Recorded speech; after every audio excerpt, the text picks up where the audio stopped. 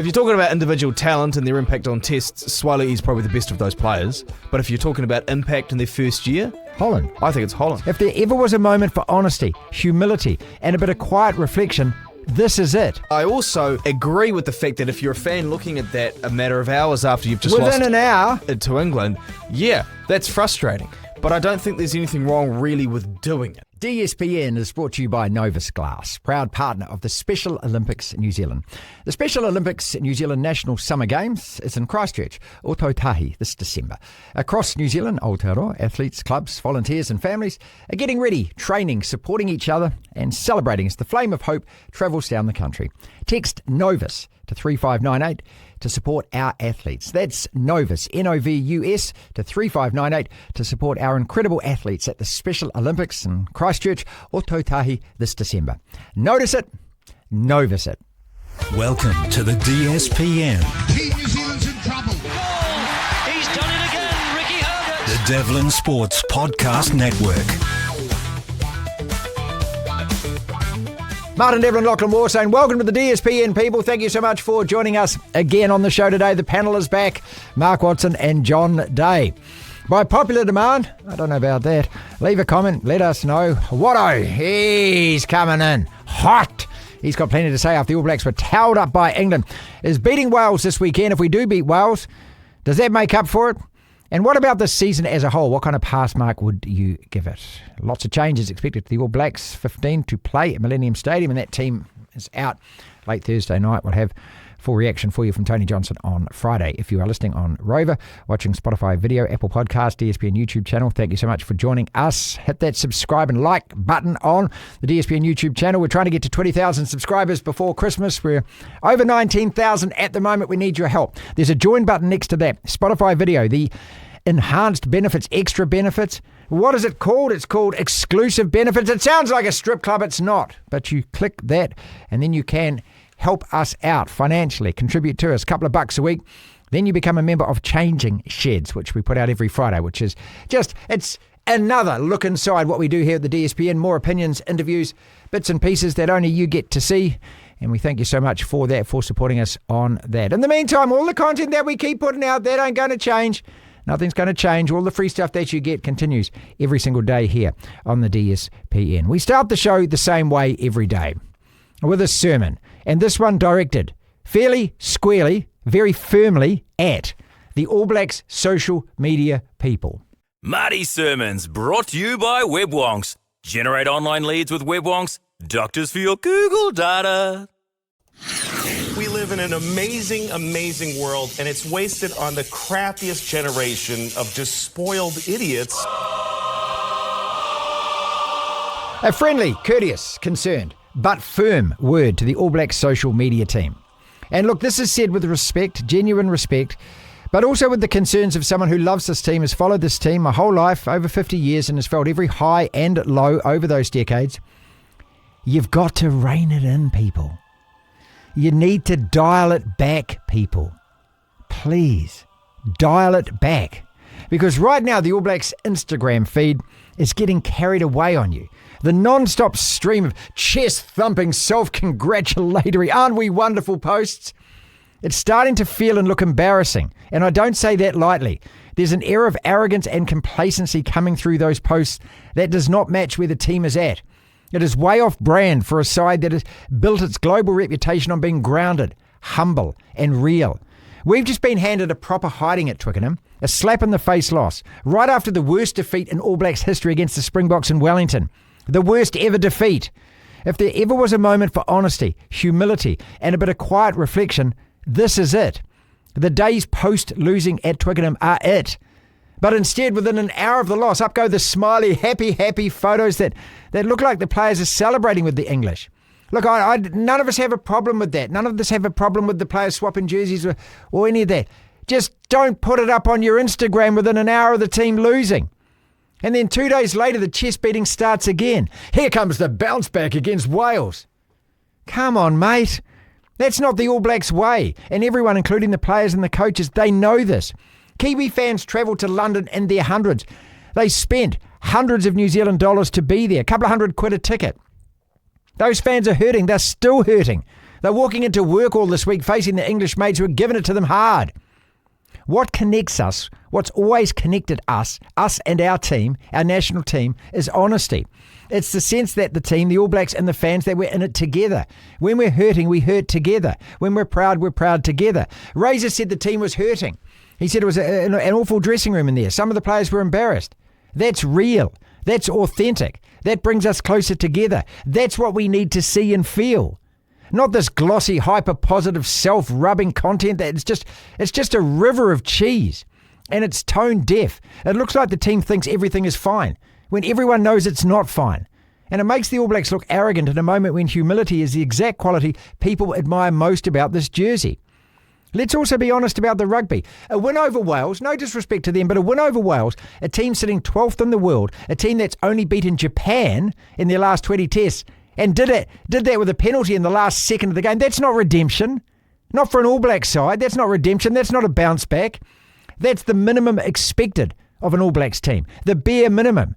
Nobody inside that camp believes a second of anything else. They don't believe that this is a bounce back. So why are you giving it all of that? This is a small but heartfelt request. More authenticity, social media people. A whole lot less cheese. Tone down the hype machine. Turn up the honesty. Show the humility that has always made this team admired across the world. We're with you as fans. We care. Hell, we care. We're not here to attack you. We just want the All Blacks brand to feel like the All Blacks again. Grounded, real, authentic. That's who we are. And that's how you connect with us. So please, less cheese.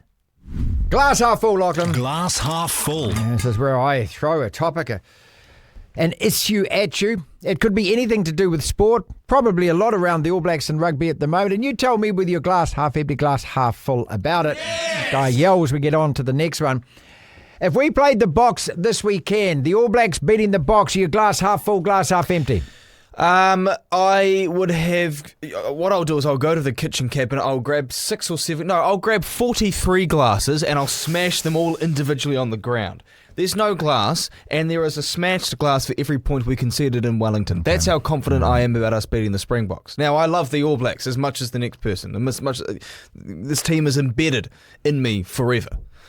However, they are rubbish right now compared to South Africa. We can certainly beat some other teams, but we did the beat Springboks, them this year. We did, great, and I think we've gotten worse since that test, and I think they might have actually gotten better, to be fair. Yeah, feels like it. So the gap between us and them is quite large.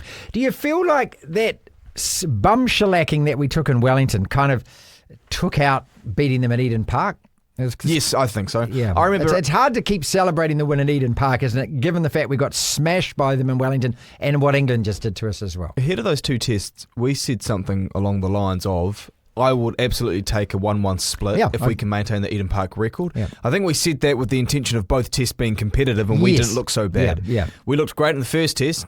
We did not look good in the second test. We looked okay in the first half, that second test. Well, first really 50 minutes. We're only down by like 4 points, I think. But it's just when you get absolutely towed like that, it alters everything about the looking at those two games, doesn't it?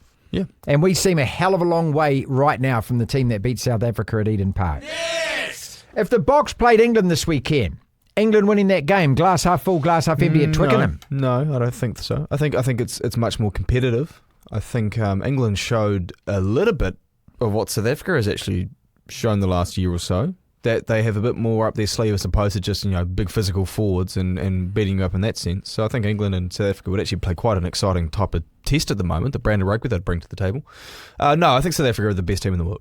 And I think the gap is, like the win over France proved, as much as I've defended France saying had they had a couple of tests under their belt, they might be a bit more primed and ready. South Africa is far and away the best in the world right now.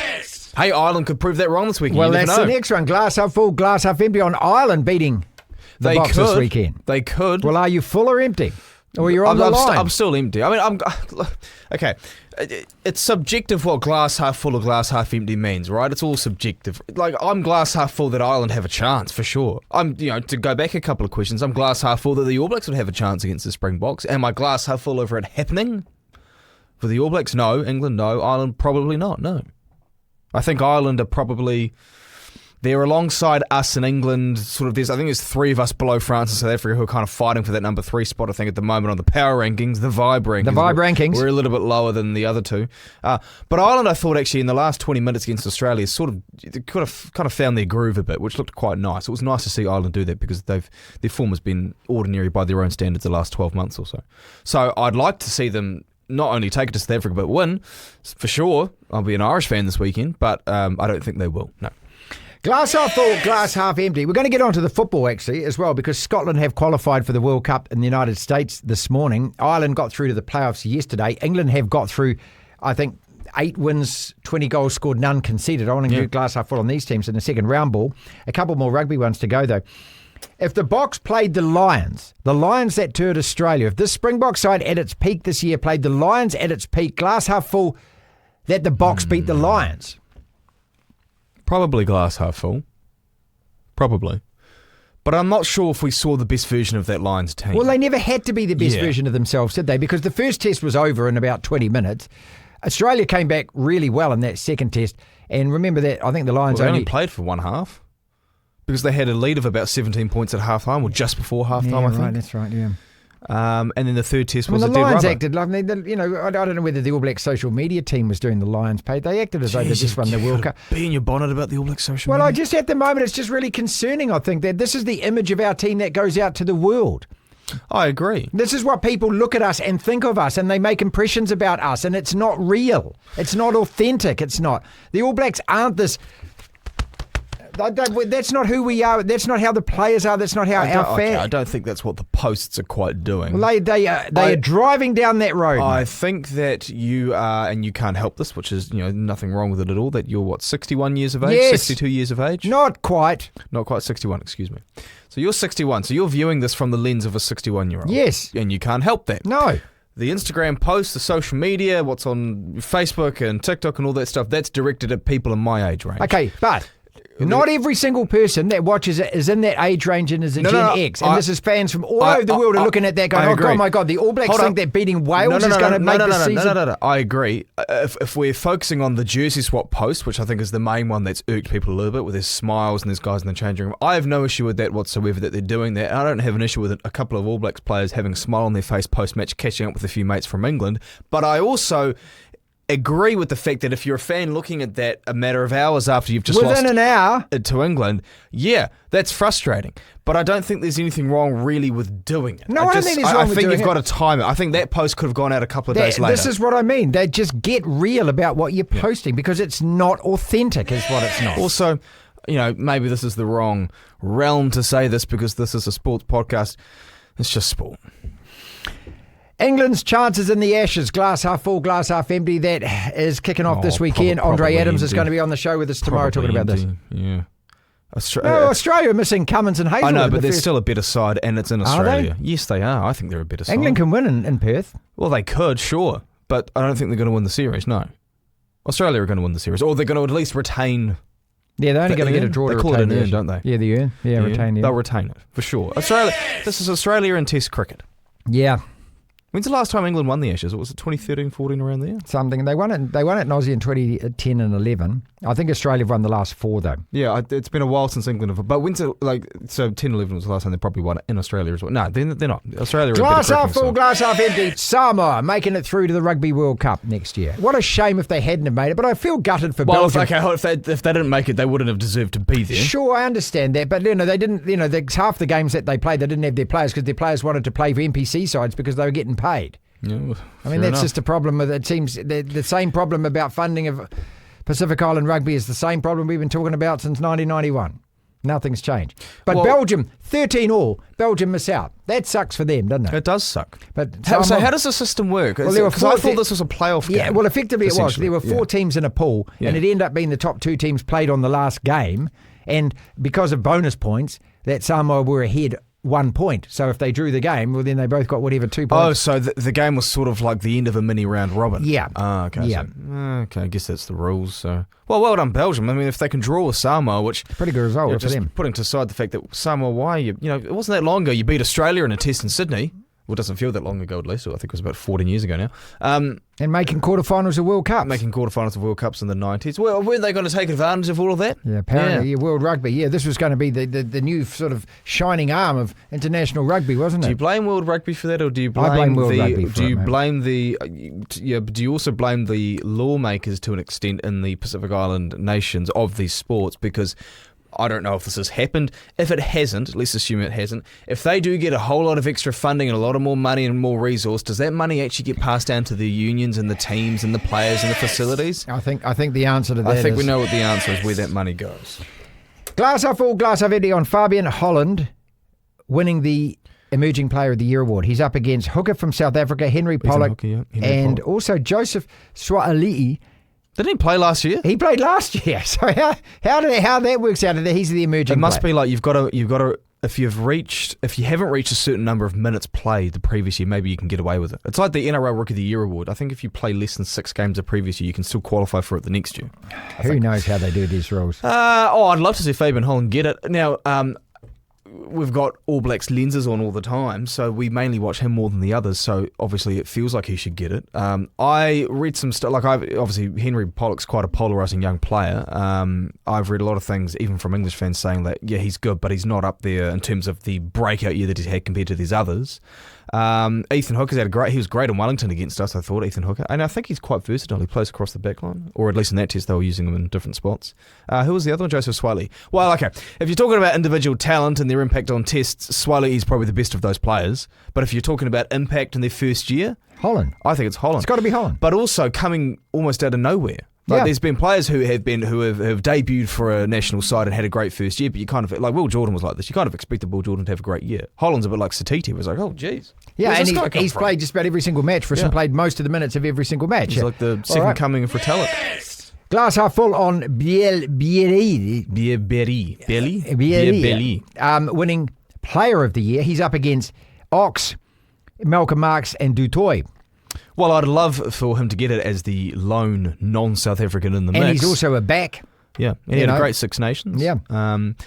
I wonder if this award, is it based on a calendar year? Or how does it work? Okay, see, this is the other thing. Surely it should be based on a calendar year. That's the whole point. If that's the case, then if you're a Six Nations country or a player from the Six Nations nominated, you're sort of hard done by a little bit because you're not playing as much in that calendar year. I guess it's the Southern Hemisphere. Well, okay, actually, hold up. In this single year, because he didn't play against New Zealand in the series in July, did he? No. So he hasn't played anywhere near as much. He had a spectacular Six Nations. That's why he's been. Yeah, but he only played 5 games. So I'm just trying to compare it to a player from the South African players who have played 3 tests in that July period. They played 6 in the Rugby Championship, and they've got 4 or 5 on the end of year tour. Now, granted, this award has probably been decided before the last 2 or 3 of those end-of-year tours tests. Yeah.